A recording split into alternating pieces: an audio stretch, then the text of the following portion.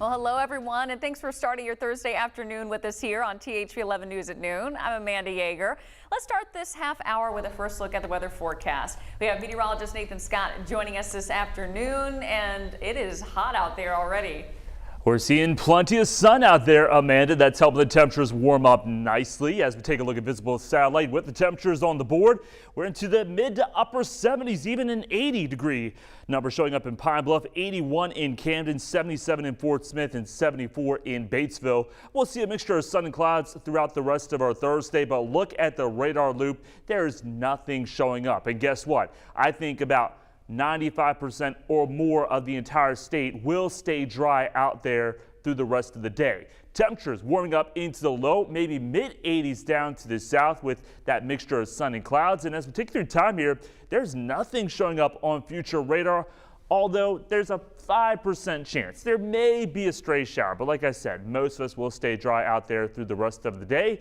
Friday, more of the same in central Arkansas. I think the best chance of rain tomorrow, and it's a quite low chance, 20% or less will be in south Arkansas. But look what happens going to the weekend. Those rain chances really ramp up. I'll have details on that and how long the wet weather pattern will stick around coming up.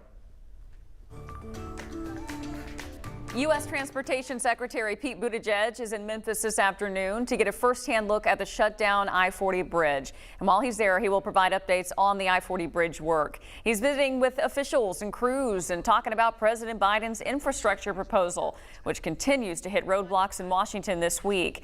His visit comes 3 weeks after the main bridge connecting Arkansas to Tennessee shut down due to a large fracture. We're going to have more on his visit tonight at 5 and 6.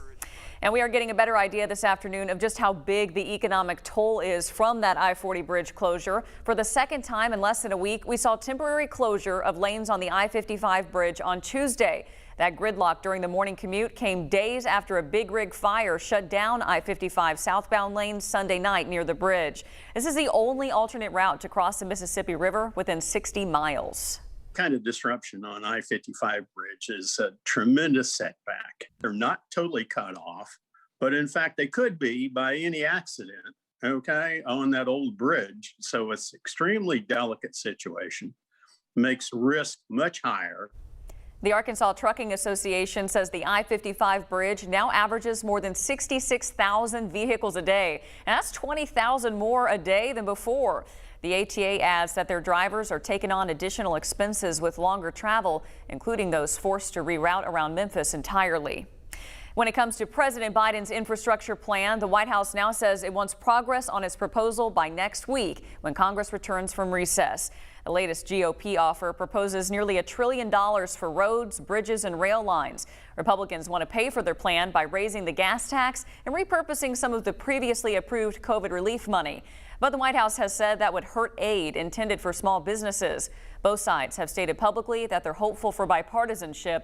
Still, Senate Democratic leaders have signaled they're willing to go it alone if necessary. Happening today, meat processing company JBS says it is scheduled to resume production at all of its facilities. The company was hit with a ransomware attack over the weekend that forced some plants to close. The FBI attributed the attack to a Russian group called R-Evil. JBS is not saying whether it paid a ransom. A dramatic surge in lumber prices is making the dream of home ownership harder to achieve for many Americans. It can be brutal. A big increase in home renovations during the pandemic drove up demand, and sawmills have had trouble keeping up. CBS's Maria Villarreal reports. Hard to tell from this view, but Bob Dixon's Southeast Alabama mill is considered small by industry standards. The whole game is to get this in somebody else's shed, not mine. He says logistical issues like staffing and delivery are making it hard to respond to the increase in lumber demand. The issue now with employees being paid to stay at home. It's not just our industry, it's everywhere you go. In addition to the logistical hurdles, mills are also facing soaring demands for home renovations. The result? Lumber prices have tripled in the last 12 months since April, adding roughly $36,000 to the price of a new home. It's tough. Birmingham builder Alicia Huey says higher prices threaten her business and price homeowners out of the market. So if this is going up for you, I would imagine then that cost gets pushed onto the homeowner? It does. Right now, I can't tell anybody how much a house is going to cost. What does that do to the American dream? Kills it. The ripple effect now reaching families that need help the most. The nonprofit Habitat for Humanity no longer taking applications in Birmingham. Industry expert Paul Yonkes says at the start of the pandemic, mill operators and home builders scaled back to prepare for a recession that never came. We saw people wanting to move out of the cities and purchase new homes. We saw people wanting to add on and make improvements to their homes. So that strong surge in demand at the same time we saw production and buying decline is really what drove these prices so high. That industry expert we spoke with said prices are already starting to come down, and we should see a significant decrease in the fall when demand usually comes down as well. But he did warn, do not expect those pre-pandemic prices. Mireya Villarreal, CBS News, just outside Birmingham, Alabama. Arkansas State Police have identified the suspect and trooper involved in yesterday's deadly shooting in Garland County.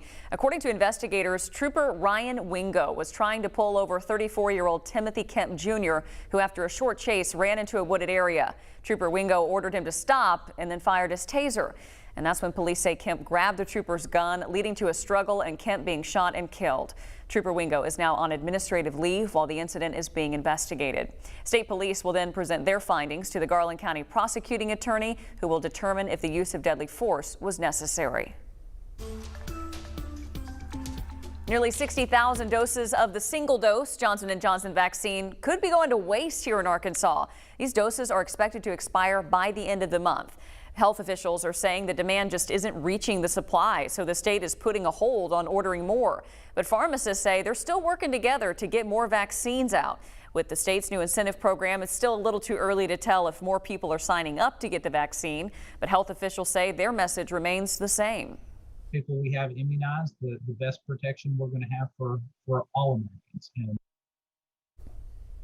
so far, just under 150 people in the state have gotten that lottery scratch-off ticket and the Game and Fish Commission gift certificates. Those are rewards for getting the vaccine. Incentives. 2-dose shots, Pfizer and Moderna, are nearing their shelf life as well. Doses for those vaccines are expected to expire in Arkansas by the end of July. So to help get rid of the expiring Johnson & Johnson doses, Baptist Health in Little Rock is hosting more clinics this month. First one happening today. The hospital's community outreach will be administering the 1-dose shot until 6 this evening in the hospital parking lot on Canis Road. Now, these drive-through clinics will happen from 10 to 6 every Tuesday and Thursday of this month. They're totally free, but supplies are limited, so make sure you call the number on your screen and make that appointment. Also, make sure to bring your ID with you as well. Well, the White House is making a big push to get more shots in the arms of Americans in order to reach President Biden's goal of getting 70% of Americans vaccinated by July 4th.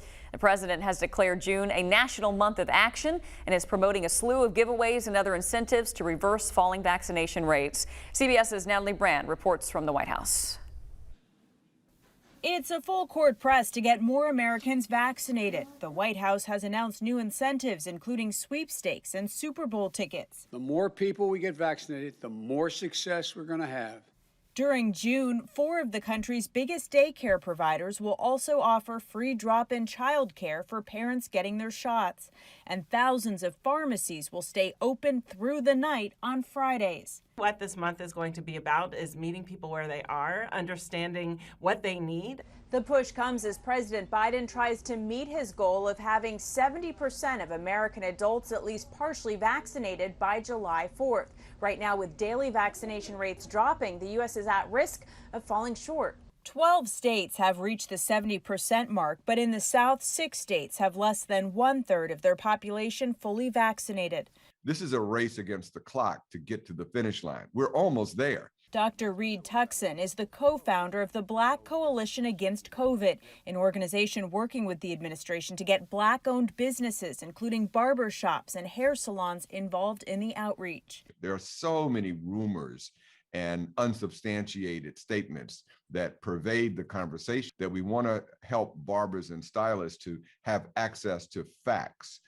And then be able to help inform the conversations. States are also pulling out all the stops. Ohio announced the second winner of its $1 million vaccine lottery. Nothing like this ever happened to me.